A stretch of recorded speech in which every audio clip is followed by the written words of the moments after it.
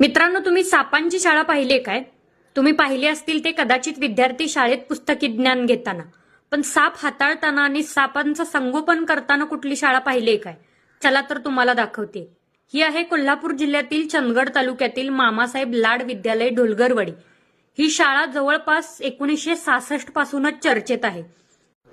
बाबूराव टकेकर नावाच्या एका सर्पमित्राने सर्पांचं संगोपन व्हावं आणि त्यांच्याबद्दलचं ज्ञान लोकांना कळावं, जेणेकरून ते उगाच जीवाला मुकू नयेत म्हणून एक सर्पोद्यान चालू केलं त्या शाळेच्या माध्यमातून.